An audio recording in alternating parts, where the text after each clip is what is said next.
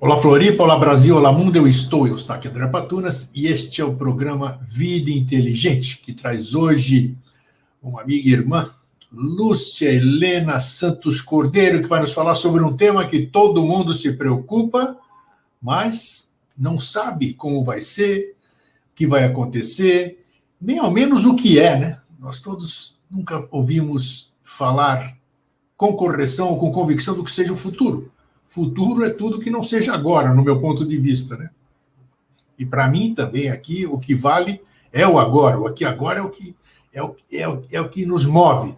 Mas daqui a pouco já é um outro agora, um futuro. A gente pode prever o que é o futuro. Existe futuro? Existe futuro para o futuro? Então isso aí não é comigo, não. Eu estou aqui para questionar e vou convidar a nossa querida amiga e irmã Lúcia Helena, que é uma palestrante motivacional, entre outras graduações que vocês já conhecem, que vocês vão ver, já viram na chamada e vão ver no YouTube, para nos esclarecer sobre isso tudo. Eu tenho certeza que vai sair todo mundo satisfeitíssimo. Bom dia, Lúcia Helena, como você está? Bom dia! Eu estou bem e ainda honrada, né, em estar com você, porque quem é assídua, que fica assistindo Vida Inteligente, hoje estar aqui, eu acho que é o prêmio 20 do ano 2020. Mas é gostoso, né? Então, isso que é bom a gente ter esse ambiente fraterno. Você sabe que aqui o meu programa nunca teve pauta também, né? Porque assim, eu não sigo roteiro nenhum, me vem alguma ideia na cabeça, então muitas vezes as pessoas se sentem inibidas, né? E quando você conversa com algum irmão, vamos dizer, com algum amigo, você fica mais à vontade para poder se expressar, sem essa preocupação de câmarazinha, que isso não significa nada, né? Nós estamos aqui conversando, somos dois caminhantes, né? Somos duas pessoas que estão procurando, então vamos lá. Então continua aí, você quer falar alguma coisa, quer se apresentar mais profundamente, o que você quiser. Não, eu acho que você já me apresentou. Eu acho que quando a gente diz nós estamos, né? E você já falou, estou, e o seu nome, eu estou, Lúcia Helena, eu acho que isso é a grandiosidade, a essência nesse momento, estar contribuindo para um bem maior. Então, Lúcia Helena está aqui mais do que a profissional, a estudante, a acadêmica. Não, eu acho que nós estamos enquanto essências humanas aqui no mundo. Muito bom. É isso aí. Então, eu vou deixar você seguir. Eu vou perguntar, o nosso tema hoje, olha, que para mim é complexo. Eu creio que quem ouviu, quem recebeu a mala direta, deve ter falado, uai, o futuro do futuro? Nunca ouvi falar disso, o futuro do futuro. Então, vamos lá, a palavra é sua. É bem interessante, né? Quando você me solicitou um tema, eu fui buscar aquilo que, na realidade, é o que mais instiga a humanidade. Se você estuda, e eu vou procurar contextualizar, até para facilitar o nosso bate-papo, né? A humanidade, ela sempre ocupou-se, ou seja, ocupou-se previamente em saber o que vai acontecer no amanhã. Até parece a musiquinha, né? O que será o amanhã? Em vez de escrever a música, o que será que eu posso fazer hoje para que eu possa ter um amanhã diferenciado? Então, sim, esse tema de futuro, ele permeia todos os grandes seres que se debruçaram a estudá-lo, né? Principalmente os filósofos. Dentro desse contexto, eu gosto muito sempre de buscar na filosofia, na mitologia, na origem da palavra, que é a etimologia, o que é esse tal futuro. Em termos de origem da palavra, ela vem do latim, futurus. E se você for, é o que todos nós sempre fazemos, quando a gente não sabe alguma coisa, a gente vai aonde? No dicionário. Hoje, o nosso dicionário é o Google, né? Que estão ali presentes mais do que um dicionário. Ainda você pode procurar em vários dicionários. Mas, de uma maneira bem simples, se você for nesses dicionários, eles vão te sintetizar assim, futuro é o tempo que se segue ao presente. Aí você vai mais para o mundo dia a dia, o profano, já vem assim, o futuro é aquilo que está pré-estabelecido como sorte, como destino. Outros já vão dizer, não, o futuro é o resultante das nossas ações hoje, aqui no presente. Se você se aprofunda numa escola iniciática, que é a que nós buscamos, né, já vai dizer, este é o que é o porvir, é o que está o devir, mas que já existe em ideação no mundo das ideias. E se você vem para o dicionário individual, quando faz pergunta para várias pessoas, cada um vai definir esse futuro de uma diferente maneira. Ou seja, ele não tem algo que una a todos em termos de conceito, né? Quando você vai para a área comportamental, que é mais a minha área de trabalho, né?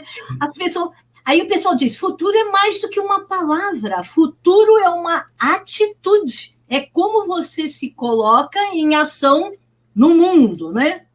Se você vai para um meteorologista, por exemplo, ele vai, a gente diz, é um método especulativo, ele diz, olha, Lúcia, os últimos dias estão se aproximando nuvens e nimbos e não sei o quê. Ele vai dizer que por essa probabilidade, então o futuro amanhã depois vai chover. Um exemplo.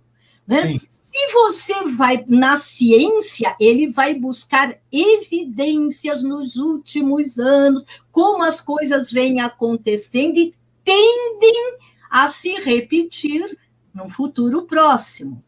Se você vai na astrologia, olha que coisa louca, né? Interessante, sim.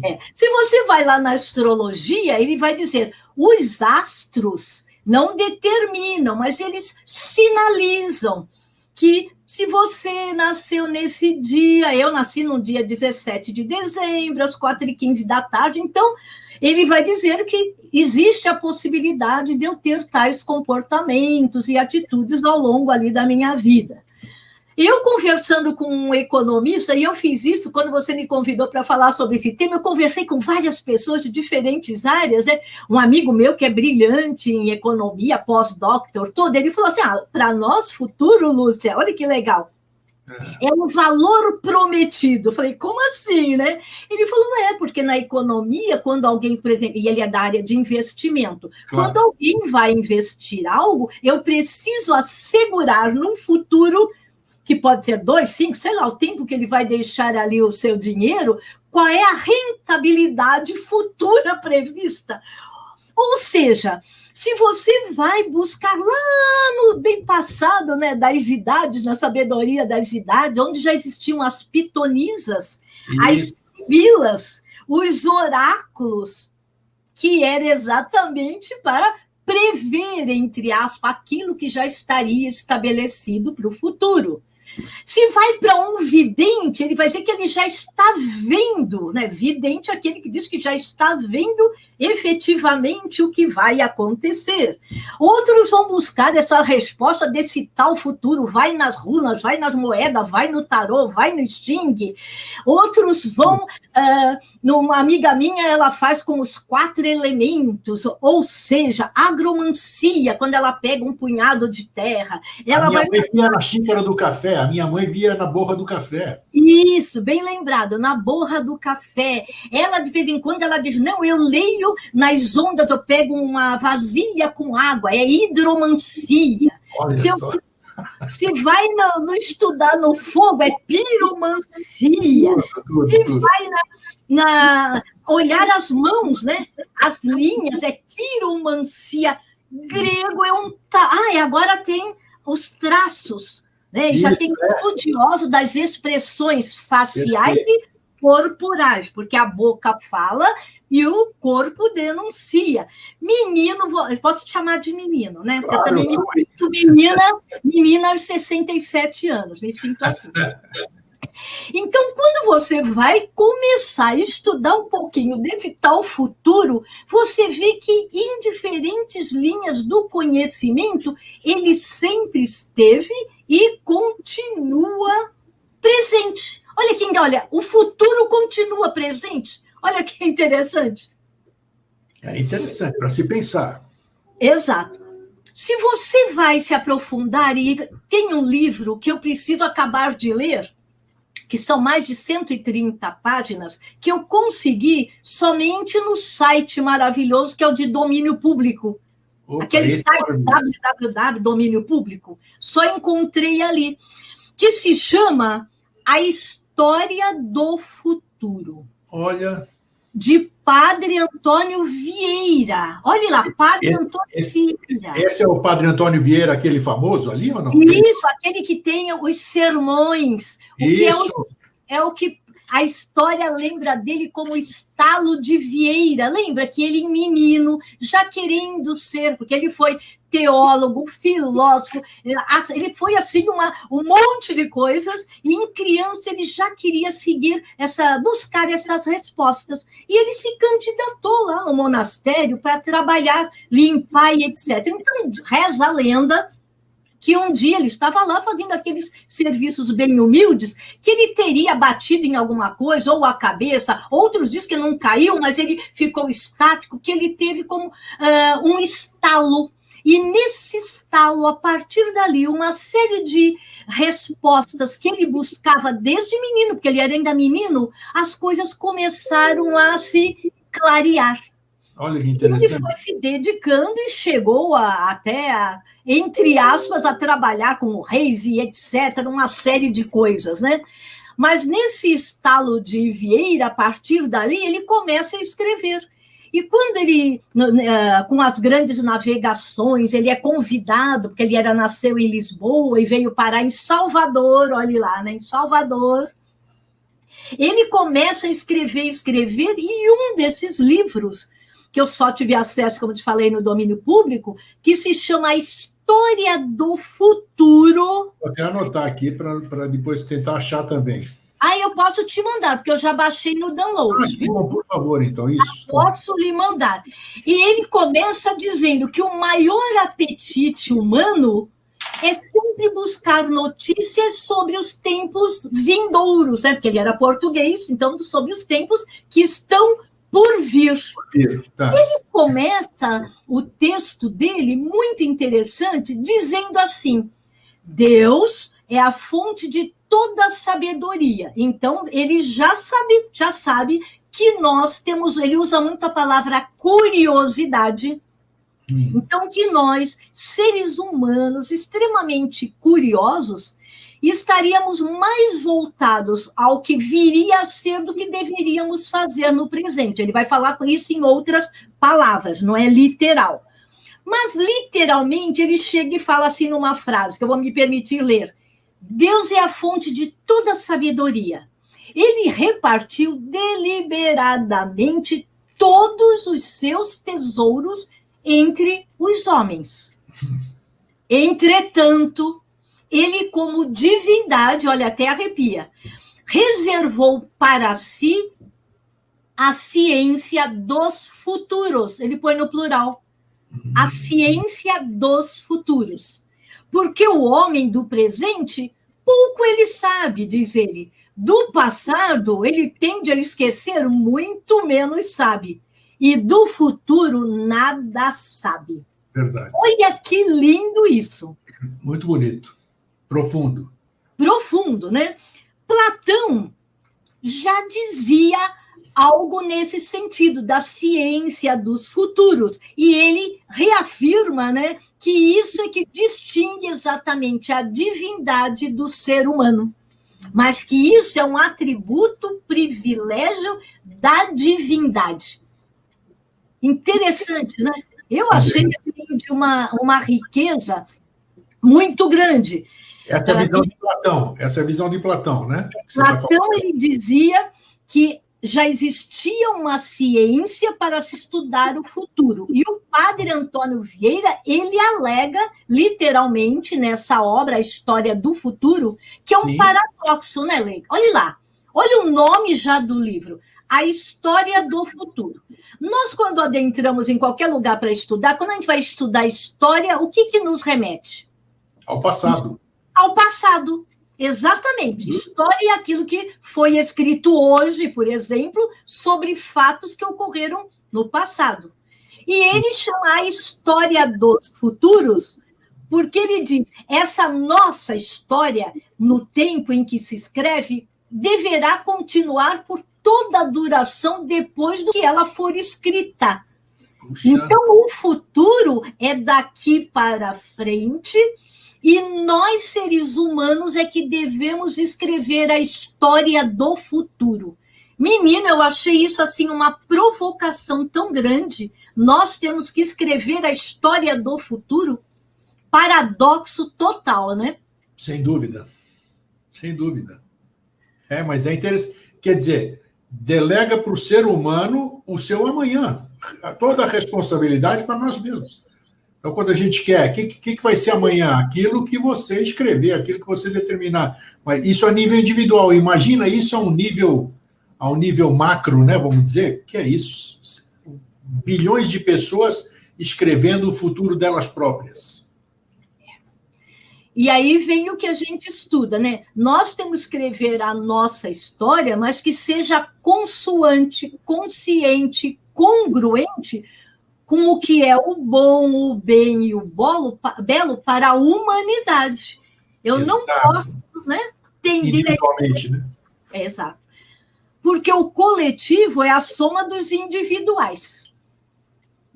Então, o coletivo ele tem que partir do pressuposto que nós, quando mais conscientes, vamos escrever uma história que seja boa para todos, e não para deixar a minha história, que hoje se fala muito no meu legado. Não, é o nosso, é tudo no plural. O nosso legado para a humanidade, já que fazemos parte de um todo maior. E você tá tocando num assunto importantíssimo. Nós que fazemos parte da mesma escola, digamos assim, ela enaltece muito a questão da linguagem de criação e a linguagem de comunicação, né? Exatamente, que a linguagem de criação, que é essa que a gente iniciaticamente tenta desenvolver, está desenvolvendo, ela pensa sempre no nós, não pensa jamais em termos individuais. Isso potencializa e faz com que realmente seja um caminho que deve ser seguido e potencializado. A questão do nós, do fomentar o nós, colocar na cabeça do ser humano que ele é uma individualidade dentro de um todo, e o todo é que importa.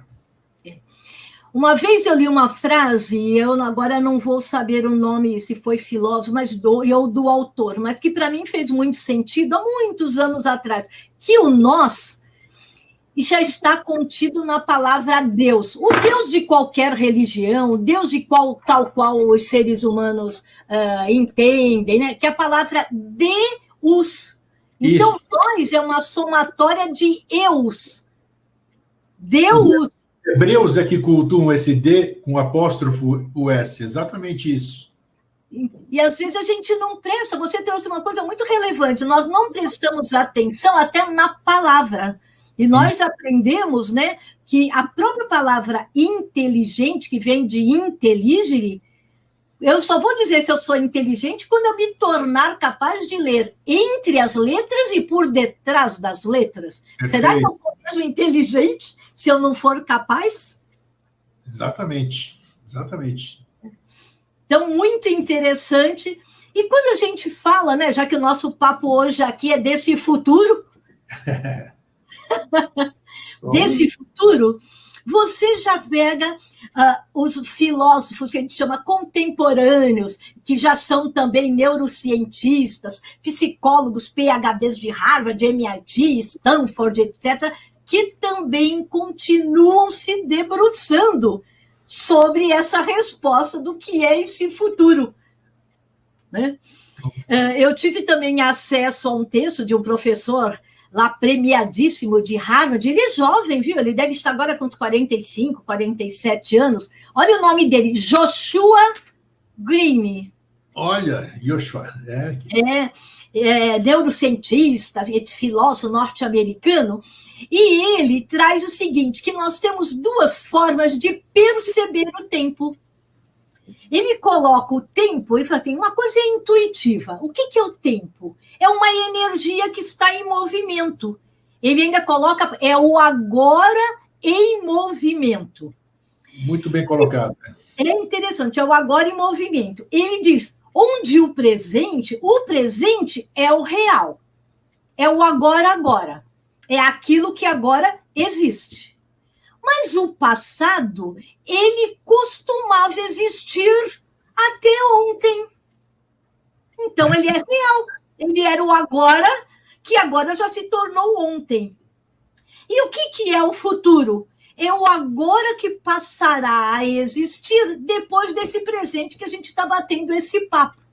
Então, ele diz que o futuro é essa energia em permanente movimento, é o agora em movimento. Ora ele já fica para trás, ora ele vem para frente, mas é o agora em movimento, à luz da neurociência, junto com a filosofia, como é a área dele, né?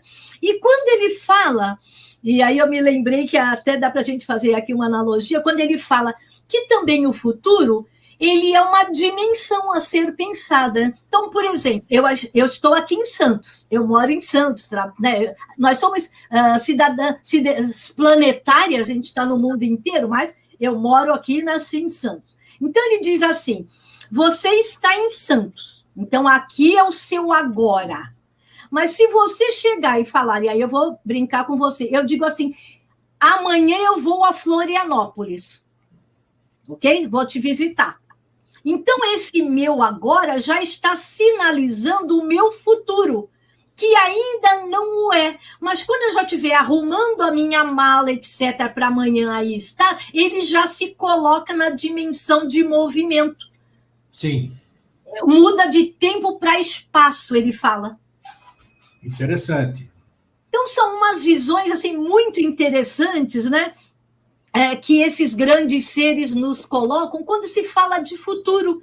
E não o futuro, aquilo que é algo distante de nós, ou pior ainda, né? Aí a Lúcia Helena falando. Quando se coloca, eu vou esperar, né, ver o que o futuro me traz, principalmente agora nesse ano aqui, onde tantas coisas inusitadas, onde o futuro que nós não prevíamos e não queríamos, que era o imponderável, se fez presente. Olha que interessante, né? Então, quando você diz o tempo não é absoluto, o tempo não é determinístico, esse futuro não é só aquilo que muitas vezes você só plantou. Olhe lá, porque a gente também tende a falar, ele é resultante das ações do presente? Sim, influencia e muito. Individualmente, principalmente se eu penso no bem comum, ele vai criando uma egrégora, isso vai reverberar. Entretanto, o imponderável, que nesse ano foi a nossa pandemia, pandemônio, sim, esse futuro, embora em termos de ficção científica, muitos filmes de Hollywood já falavam, guerra bacteriológica, não falava virológica de vírus, mas falava guerra bacteriológica, etc. Ou seja, era tudo comum, mas um filme hollywoodiano, né, de Hollywood. E, na realidade, ele se apresentou no presente como algo que nós nem gostaríamos que, num futuro, ele se apresentasse. Então, falar de futuro, como muitas pessoas dizem também, determinístico, nós estudamos, existe sim em termos daquilo que está por vir, no mundo das ideias, no mundo superiores, ele está pronto, mas ele pode ser mudado ao longo das eras segundo os nossos comportamentos. Nós mesmos estudando que muitas coisas já ocorreram, que é chamado saque contra o futuro, sim, algo que estava previsto acontecer em tal época, em tal era, muitas das coisas precisaram ser aceleradas, antecipadas, para que nós, seres humanos, que estávamos saindo da rota, né, voltássemos ao prumo. E aí a gente lembra até a palavra rota do Egito, tarô, que o tarô era algo divinatório e que se tornou profanamente algo adivinhatório. Infelizmente, perdeu-se a essência dele, né? Vamos dizer assim. Eu queria fazer uma parte, você que está dentro da escola, já faz muito tempo da escola iniciática, você já tem uma visão das coisas. Como você vê agora, Lúcia Helena, como a Lúcia Helena vê a questão do futuro, ou o futuro do futuro, numa época, fora isso que nós estamos vivenciando até agora, final do ano praticamente, né? Mas hoje nós estamos todos mecanizados. Hoje nós deixamos de ser nós somos autômatos, nós somos apertadores de botão, nós não somos, eu ouso até dizer que nós estamos perdendo o aspecto humano, porque estamos virando robôs encarnados, vamos dizer assim. Para você isso é uma surpresa? Você tem um outro tipo de pensamento exatamente por estar dentro de uma escola iniciática. Então, você vê isso aí um processo normal? Você vê isso como um bom indício para o futuro, do nosso futuro, da humanidade? Porque nós estamos no Brasil, mas nós acabamos de enaltecer de que nós somos um. Não interessa que nós estamos no Brasil, cada um está onde tem que estar. Sim. E cada um de nós está construindo o futuro de todos de amanhã. Então, como você vê, da forma que o ser humano ele foi colocado numa grande prova agora, com tudo isso que aconteceu, parar o mundo, todo mundo ter que fazer coisas que jamais pensava em fazer, ou conviver, ou abrir mão, uma série de coisas. Você acha que isso foi um chacoalhão, desperta a gente? Porque todo mundo começa a conjecturar agora, né? Um diz que é coisa divina, outro que foi esse que lançou, outro não sei. Então é a época das conjecturas e é a época que as pessoas estão mais perdidas, como a gente diz, do que cachorro em dia de mudança, né? Então tá todo mundo, ninguém sabe o que fazer. Como você vê o futuro do futuro em cima desse momento que a humanidade está vivendo, que culminou com esse momento, né? Esse momento eu acho que é o ápice. Daqui para frente é um marco zero. Nós podemos melhorar como podemos piorar. A opção é nossa. Então, por favor, qual é a sua visão sobre essa questão? Você mesmo já trouxe reflexões assim interessantíssimas. Quando você traz que nós estamos vivendo porque eu ainda observo que mesmo com o chacoalhão, não estou percebendo um patamar superior de consciência após esses meses de tudo que ocorreu. Então, então me preocupa. Então, esse chacoalhão, eu vejo que ele foi divinamente, sim, preparado para nós, porque nós já deveríamos ter conquistado um patamar superior de consciência, nós já deveríamos estar saindo do nosso mental concreto, já deveríamos estar arranhando o andar superior, que é do mental abstrato, tudo deveríamos, olha lá, pretérito, né? Sim. Deveríamos estar conscientes que cada um de nós, tudo que existe manifestado no universo, tem um nobre papel a cumprir. Não existe acaso nem coincidência, nós temos um propósito maior a cumprir, e estávamos tendendo, Grego, você usou a palavra, como se tudo isso fosse normal. Se você vai pegar um estudioso também, como foi Pierre Vaio, atualmente o Roberto Crema, da Unipaz, etc., desde há mais de 20 anos que eles usam uma palavra que a humanidade estava atendendo a pior doença. Que eles batizaram, na época eles disseram, em vez de ser a doença psicose e neurose, a humanidade está tendendo a doença gravíssima da normose. Sim. O que é a normose? É a patologia da normalidade. É o ser humano andar como em efeito manada dentro da matrix, porque diz que isso é normal. E o conceito de normal, Grego, é aquilo que a maioria faz. Será que isso é o normal? Ou nós, que eu digo nós, é a grandeza de pessoas que já estão buscando sair dessa matrix, por que nós não estamos ainda mais ostensivos no mundo? Por que nós ainda buscamos esses conhecimentos na escola da vida, nas escolas da vida, né? Quaisquer lugares onde buscamos conhecimentos, mas nem sempre colocamos no palco, no teatro, que é escola, teatro e reconexões superiores, né? O triângulo. Então, o mundo é de um excesso de informações, mas não trabalhadas para se tornar conhecimentos, e muito menos em sabedoria. Mas o eterno, eu chamo de eterno, né? Cada um chama de Deus, eu gosto de chamar de eterno porque eu não gosto de batizar. Para mim é uma energia tão fantástica que nem nominá-lo seria reduzi-lo, e ele não tem, né, essa redução. Então, eu acredito que seres humanos, a palavra ser humano, criatura humana, ele já no seu sufixo mano-humanas já definia que nós somos, vem do sânscrito, mente, criatura humana, criatura pensante, porque mana, manos é mente, ser pensante, né? Se nós somos seres pensantes, e se junto com essa mente prodigiosa nós ganhamos, aí o pessoal brinca que é presente, vou brincar com você, presente de grego.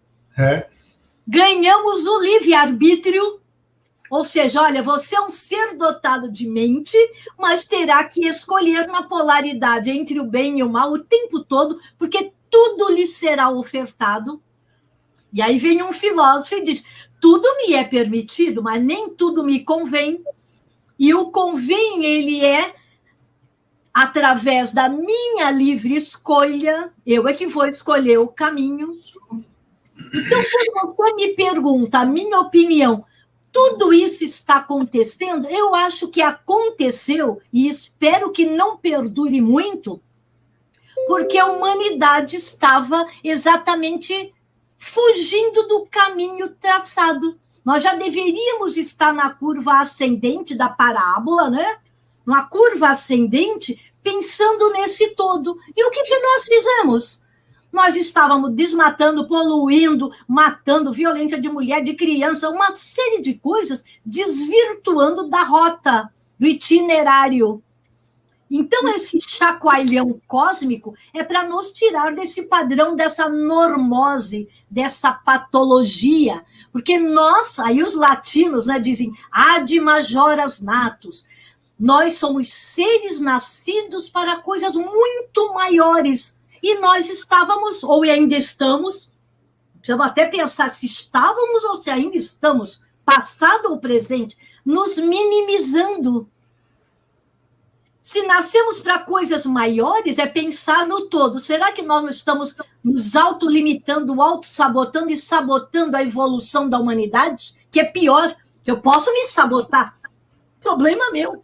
Mas não estou sabotando a evolução da humanidade? Então, quando a gente diz o futuro do futuro, é sim a somatória das ações individuais, mas que o imponderável, a qualquer tempo, ele vai agir se nós, nesse afã nosso de começar a fazer de qualquer jeito, não fizermos aquilo que contribua para o bem de todos, o bem maior. Como você vê isso aqui? Nós estamos aqui, vamos dizer, o ser humano, eu, você, todo mundo, dentro de estatística, né? Só de estatística. A estatística está aí, número, ciência. O ser humano vive determinado número de anos, né? Então, gente, eu já estou preocupado aqui. Eu vou fazer 70 o ano que vem, daqui a pouco, né? E eu não estou preocupado comigo. Eu estou preocupado exatamente sobre esse futuro. O futuro de quem? O futuro de quem eu deixo, dos meus descendentes, e o futuro do trabalho que eu realizo o trabalho em prol do próximo. Eu já disse muitas vezes, eu prefiro estar vivo aqui, em corpo físico, do que ter uma plaquinha com o meu nome. O grego foi um cara legal, ele fez isso, ele fez aquilo, mas já era o grego, já foi embora. Então, essa questão de você ter um certo tempo para realizar, ela é um fator limitante e preocupante. Como o ser humano pode superar isso? Você está dizendo isso do futuro, mas existe um fator limitador que é exatamente esse tipo de preocupação. ou a pessoa se sente incapaz por N motivos, né? Tem os seus problemas e tal. Outra questão etária, a questão da nosso tempo de vida física aqui. Então, existem fatores. Como é que você vê essa superação desses fatores para que a gente possa começar a pensar diferente? Né? Porque o momento é único, como já acabamos de falar.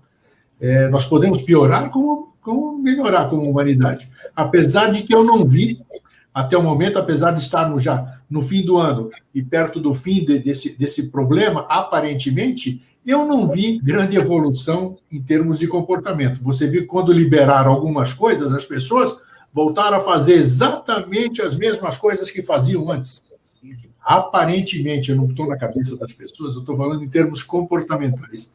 Então, como você orienta, Lucielena? É complexo, né? Porque a gente fala, é muito bonito a gente estar falando, né? Mas na prática a teoria é outra.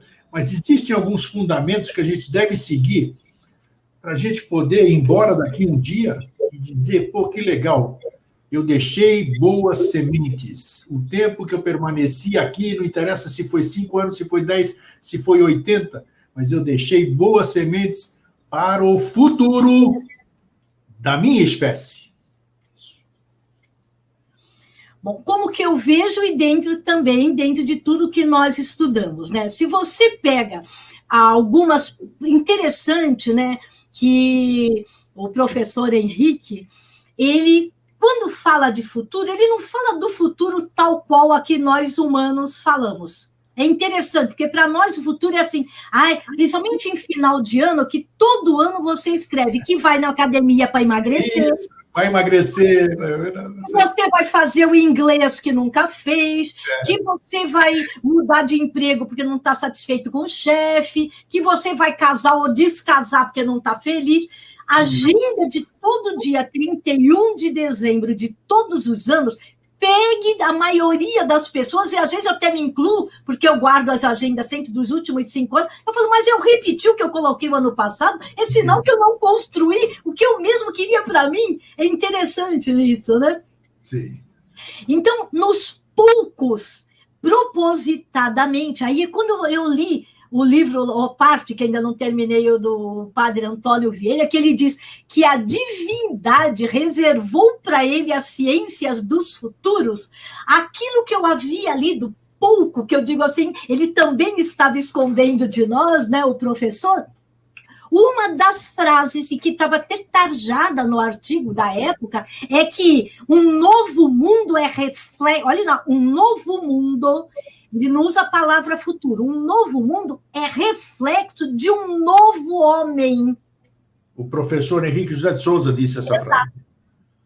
É um novo homem. O que eu entendi? Aí é Lucielena, porque a frase é essa. A minha interpretação com essa mente aqui foi que um homem não é uma Lucielena que vai embora e vai nascer, nem isso de novo. É uma Lucielena que agora busca ampliar o seu estado de consciência, e à medida que busca ampliar o estado de consciência, eu não vou ficar melhor nem pior, mas eu tenho que agir de forma diferente no mundo.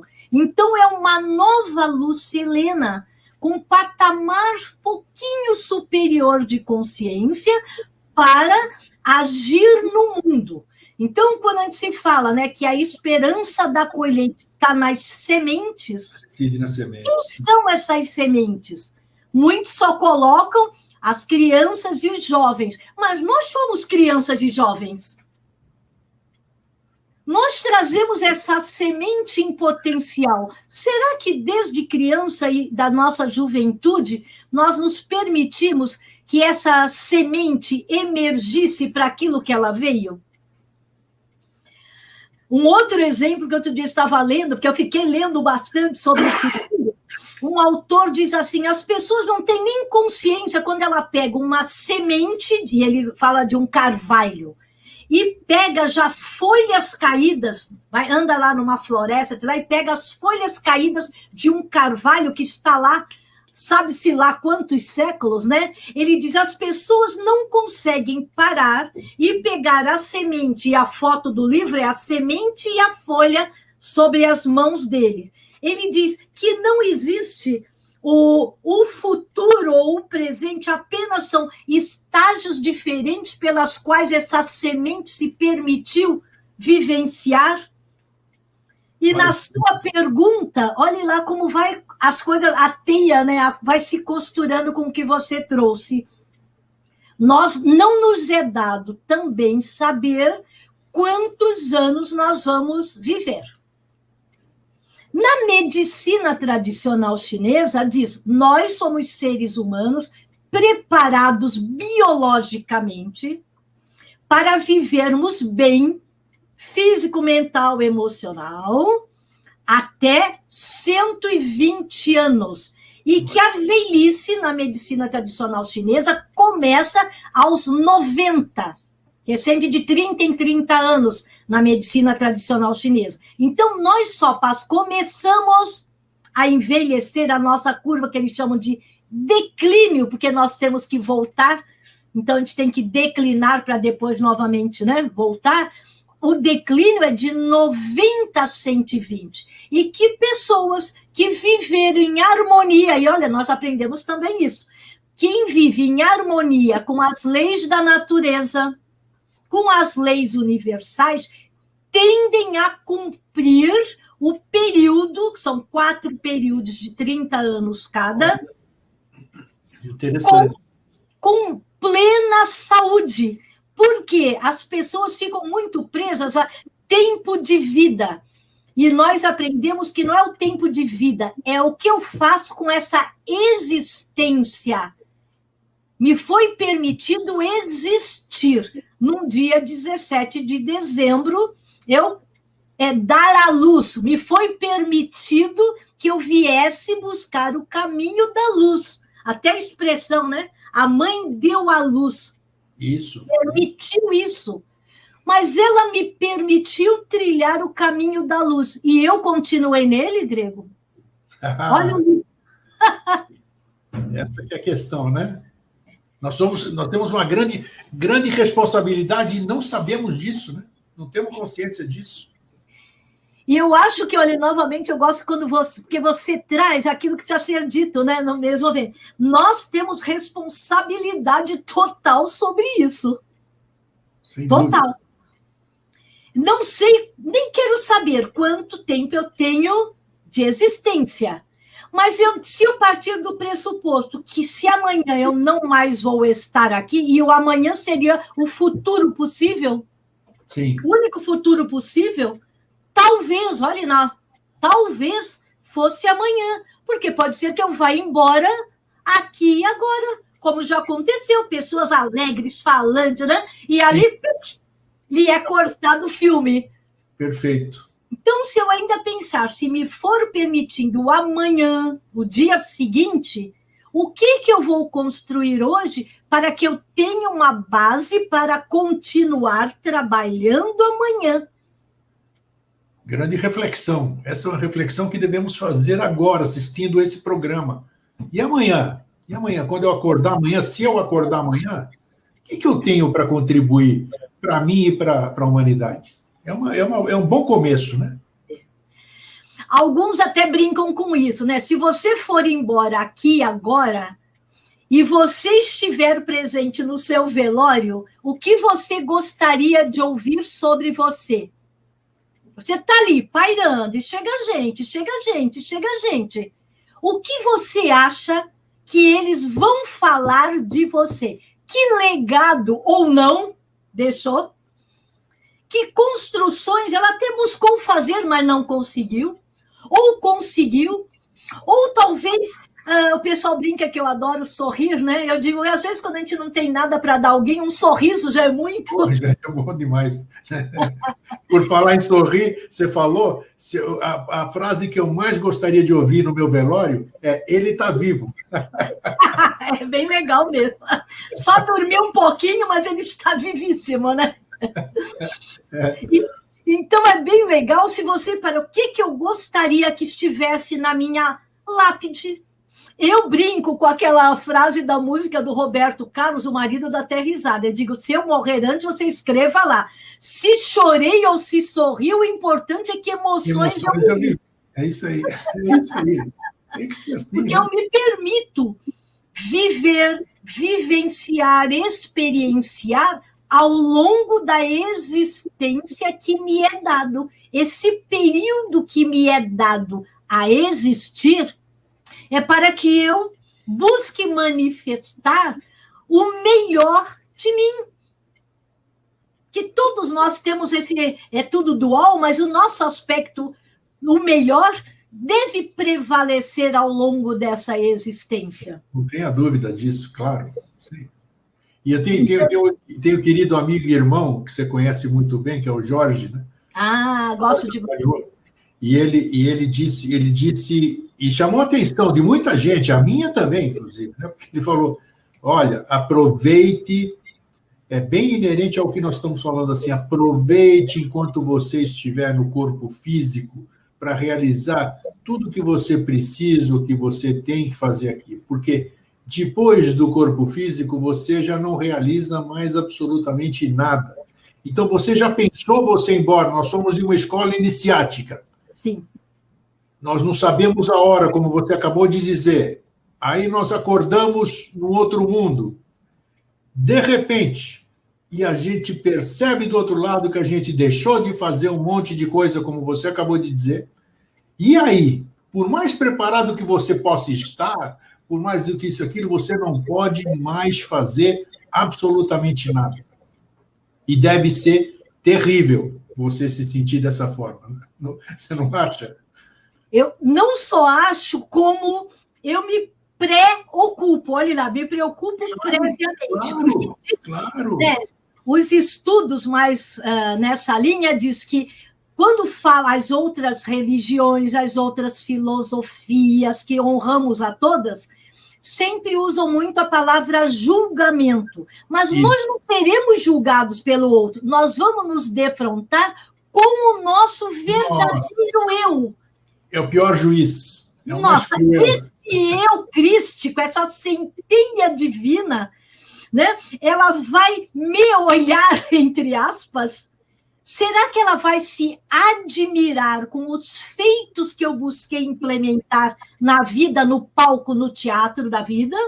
Ou ela vai dizer, você se predispôs antes de descer ao palco a fazer tais coisas, por que não o fez? E nós vamos responder, é para nosso eu mesmo. Deve ser cruel, né, Grego? Você tem que buscar resposta. Por que eu não fiz aquilo que eu vim para fazer? Eu tenho, ao longo desse tempo, como a gente vai amadurecendo, né? Sim. E a gente vai mudando pensamentos, ideias, verdades, uma série de coisas. Eu tenho um amigo, um verdadeiro irmão, ele é espírita aquele ferrenho, adepto, kardecista, o João Carlos, né? Eu digo, João, o problema não é morrer, vamos dizer assim. O problema, eu digo para ele, para mim, o grande problema é eu chegar em algum lugar e saber que existe esse outro lugar. Aí é que é a questão. Na verdade, mesmo, você já parou para pensar nisso? Porque é muito, muito, muito bonito você apagou, chegou tua hora, apagou, acabou.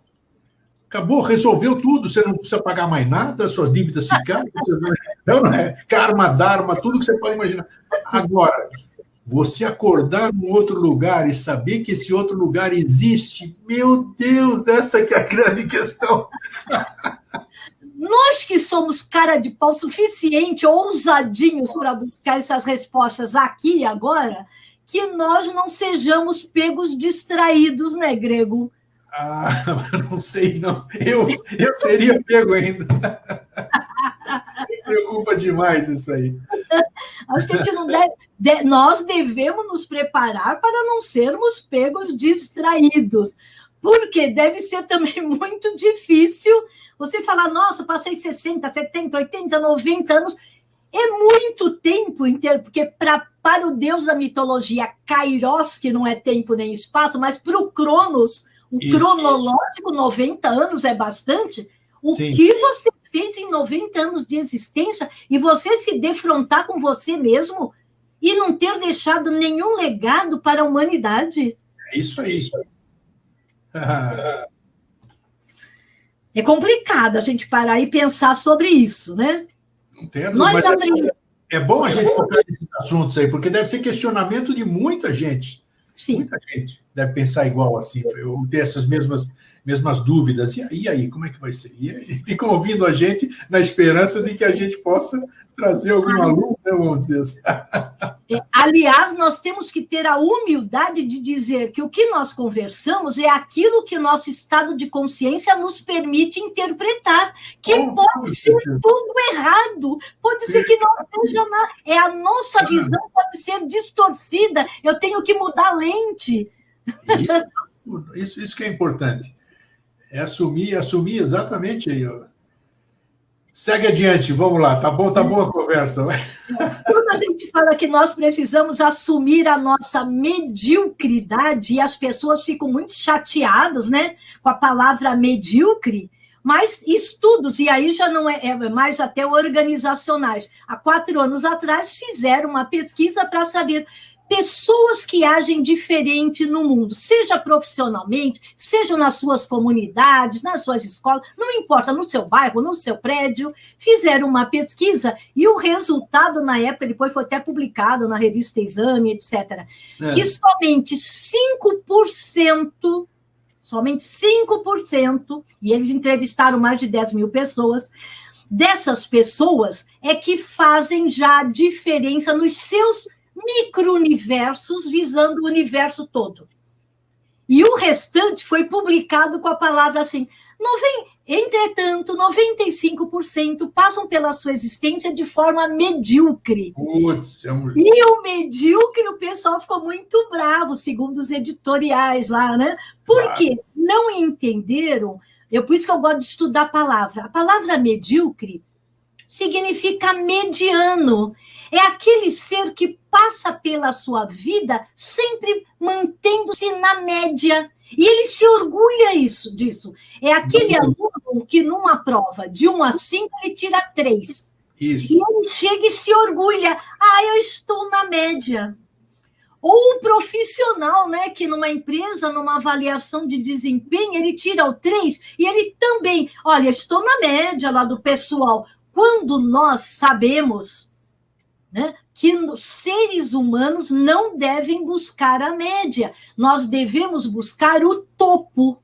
O topo significa quando eu me permito levar o melhor de mim, e quando eu levo o melhor de mim, eu possibilito que eu vou levando outros comigo, que são os Budas, quando atingem, né, os ungidos, os iluminados, Cristo, Krishna, Buda, Kunaton, quando eles chegam ao topo, eles não ficam lá na glória da iluminação. Ao contrário, eles permanecem buscando pessoas para conduzi-las todas a esse topo.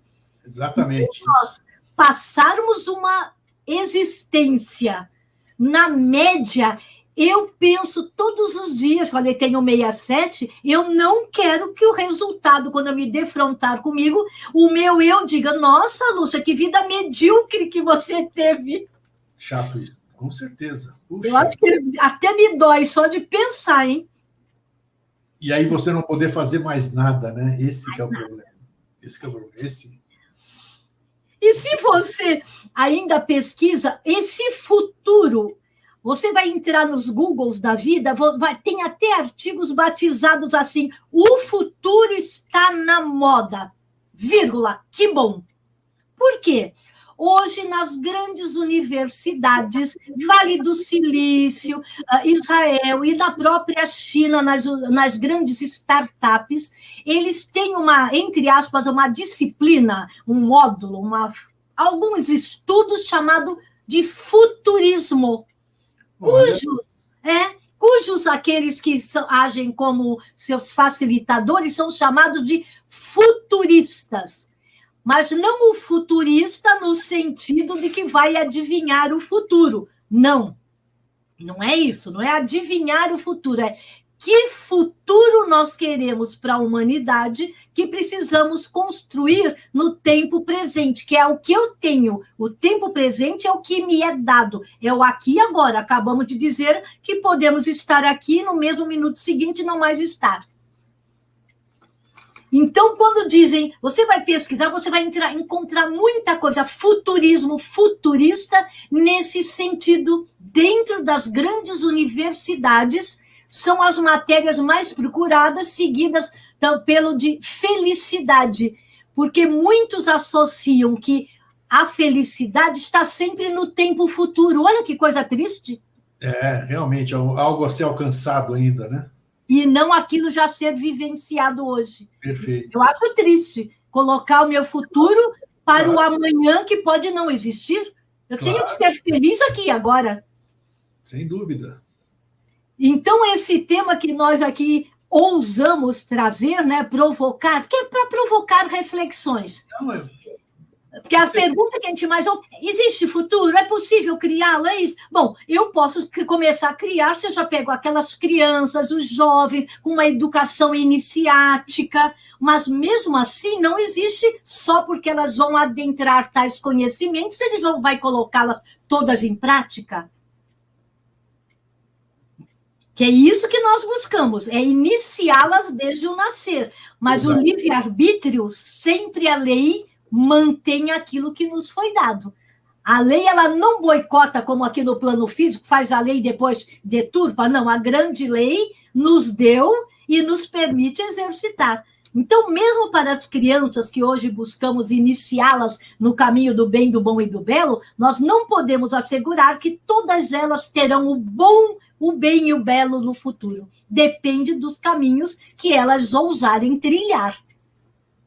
Não só apenas isso, como eu acho um fator importantíssimo a nossa geração, e antes da nossa geração também, uma coisa chamada berço. Os pais, os tutores têm um papel importantíssimo nos bons preceitos, né, para aquele jovem, para aquela criança, para aquele ser que está vindo, poder ter elementos, vamos dizer, ferramentas para poder estar sempre entre o bem, o bom e o belo, como você acabou de dizer. Ele vai ter uma grande chance, mas é fundamental o papel dos pais no futuro dessas crianças.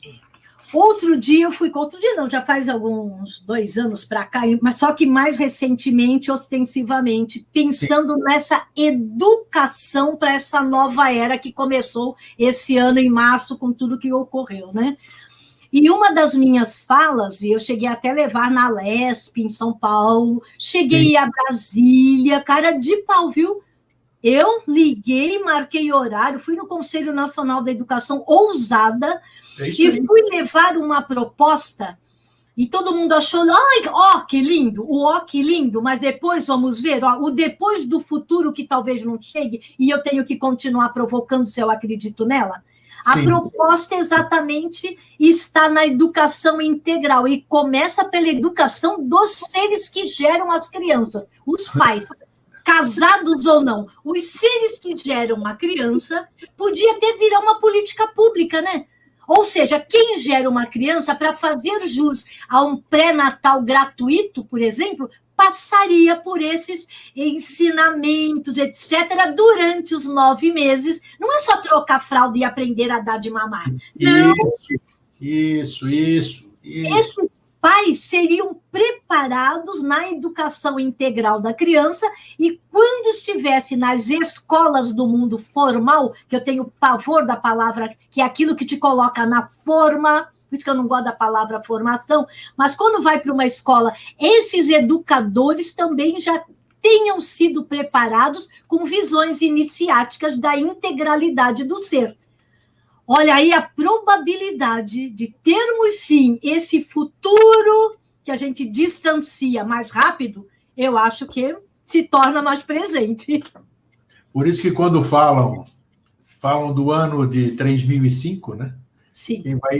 Para o bom entendedor vai entender, eu creio que seja um bom tempo para que a gente possa, nesse espaço de tempo, implantar todas essas ideias, essas boas sementes, esses visions, né, que a gente diz, para que tudo isso a gente possa verdadeiramente construir o futuro que todos nós, pessoas de bom senso, pessoas que pensam nos outros, assim, que agradecem por estar aqui agora, né, nesse momento, vivenciando esse momento, a gente possa fazer boas semeaduras para o futuro. Né? A esperança da colheita reside na semente. Né? Sim. Então, é isso. Então, quando a gente fala falar de futuro, eu digo, pense no aqui e agora, que certamente aquilo que está o por vir, o vir a ser, nós já estaremos contribuindo e muito. Porque até 3005, né, nós estudamos, ele pode ser acelerado se a humanidade atingir o quantum de consciência que nós podemos potencialmente atingir. Nós já viemos com essa potência. E tudo isso que está acontecendo, quando todo mundo reclama, eu falo, olha, eu acho que tudo isso que aconteceu ao longo desse ano, eu procuro enxergar como tenha sido um elemento catalisador, como diz na química, né? Aquilo que acelera processos. Assim espero, sinceramente. Então, que esse ano de 2020, cuja somatória é 4 é uma base, né, o suporte a base da pirâmide evolutiva, que essa base, nós saiamos desse ano com uma base já diferenciada, que aquilo que não fizemos de bom, de legal, e não temos mais ação, que não soframos mais por ela, apenas não vamos repetir o que não foi legal, mas que nós coloquemos nosso tempo, a nossa energia naquilo, no porvir, e no porvir que já pode ser acelerado para o aqui e agora, enquanto estamos nós nessa existência permitida. Não tenho dúvida, mas precisamos fazer jus a esse presente, vamos dizer, né? Jus. Não é esperar que as coisas caiam do céu, como a gente diz, né? Temos que realmente fazer a nossa parte. Fazendo a nossa parte, nós vamos realmente construir tudo isso aí que a gente planeja. Então, quando você diz fazendo a nossa parte, né, é a nossa melhor parte. Isso. Quando dizem os orientais, nós nascemos para sermos felizes e vitoriosos, eles não estão associando vitorioso àquele que conquistou status, dinheiro. Também não estão dizendo que não é para isso. Mas a palavra vitoriosos nas filosofias orientais é você ser vitorioso sobre você mesmo. Sim. Você tem que ser vitorioso. Quando você busca o autoconhecimento, o autodesenvolvimento, a autotransformação, nós estamos contribuindo para nossas futuras sexta e sétima sub-raças, no porvir. Mas o porvir não existe se não tem essa base construída no aqui e agora. Exatamente. Não temos uma sustentação firme, né, para suportar isso. Eu lembro que num dos livros, isso foi escrito em revista Sudarana pelo professor, ele diz que já nos anos de 57, que ali ele estava encerrando um ciclo que ele chamava ciclo da desconstrução. Olha o que interessante. Ciclo da desconstrução do que é desnecessário. Olha.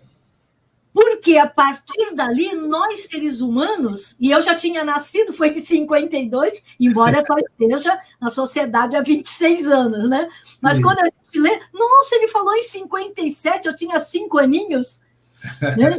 Ele dizia que ali estava encerrando esse ciclo, né? Ele estava desconstruindo o ciclo das coisas desnecessárias, porque deveria germinar, olha, em 57, o ciclo das coisas necessárias para o porvir. Olha que bacana. Então, é de pensar e de assumir a responsabilidade. É autorresponsabilidade.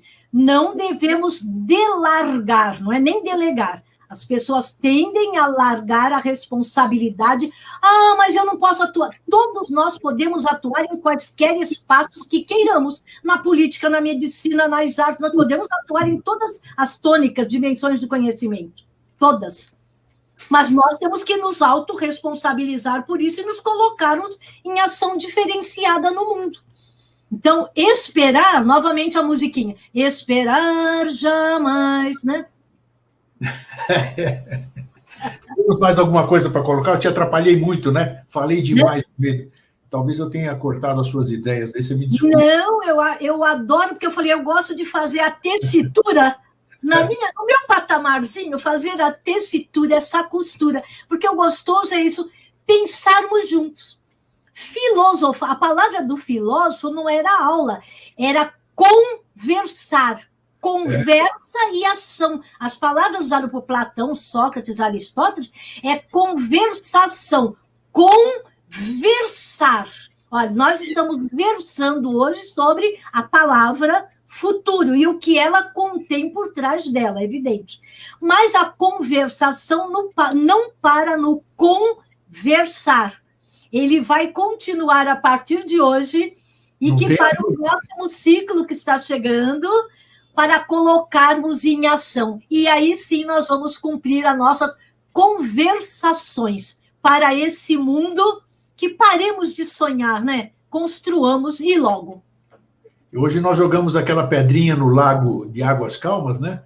Jogamos a pedrinha ali e já começou a ampliar os círculos. Então, espero que vá longe. E vai sim, né? Porque tem um monte de pessoas de bem aí, reverberadoras de coisas boas. Tem. A gente desanima muitas vezes, mas tem muita semente boa. Muita semente boa. Tem muita. Você tem mais alguma colocação, Lúcia? O que você gostaria? Eu tenho só a agradecer a oportunidade da conversa, porque daqui eu já saio para ação. É isso, exatamente. Nós faremos outras conversas com outros temas necessários, né? Que são importantes, são pequenas peças de quebra-cabeça que elas são colocadas na hora certa, né? Conforme vai indo. Isso que nós estamos fazendo, construindo os mosaicos do novo ciclo. Com isso, perfeita colocação. Então, te agradeço essa dedicação, essa oportunidade que você deu para o Vida Inteligente. Muito obrigado por dispor do seu tempo para nos atender. E espero revê-la numa próxima oportunidade. E nesse ano novo que se aproxima, possamos todos, de mãos dadas, construir um futuro muito melhor. Que estejamos juntos, esse nós verdadeiramente construído, nós não no sentido do nó, mas do laço. Isso, bonito, hein? Criarmos nesse novo ciclo que se avizinha, o laço feito por nós. Mas não aquele nó que a gente não consegue desvencilhar. Gratidão enorme de estar com você, muito honrada, porque, afinal de contas, agora eu vou estar na telinha com você. Um beijo bem grande. Tudo de bom, Lúcia Helena. Obrigado. Gratidão. Tudo de bom. Até a próxima oportunidade. Gratidão, honrada. Gratidão. Obrigado. Gente, foi muito bom, né? Essas conversas sem pauta são maravilhosas assim. Então é isso. Estamos nos aproximando do final do ano e vamos já pensando em tudo isso que a gente falou. Vamos plantar a semente do nosso futuro, ok? É isso aí, gente. Para vocês que ficam, um fraterno abraço e um feliz sempre.